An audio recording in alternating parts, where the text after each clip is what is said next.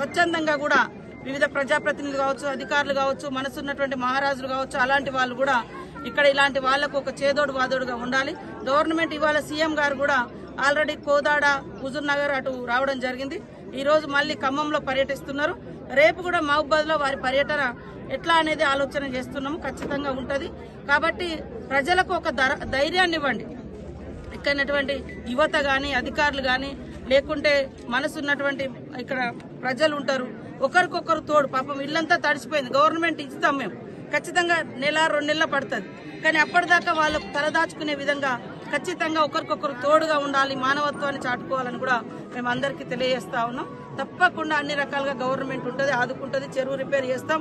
ఆ కెనాల్ ఏదైతే అంత మేకలు పోయింది, ఆటోలు పోయినాయి, తర్వాత ట్రాక్టర్లు పోయినాయి, బైకులు పోయినాయి, ఇవన్నీ కూడా వరదలలో కొట్టుకుపోయినాయి. ఇవన్నింటినీ కూడా ప్రభుత్వము తప్పకుండా సానుకూలంగా స్పందించి వాళ్ళని ఆదుకునే విధంగా మేము ప్రణాళికతో ముందుకు వస్తామని తెలియజేస్తాము. అసలైన తొలి వెలుగు. ఫాలో వాట్సాప్ @తొలి వెలుగు official.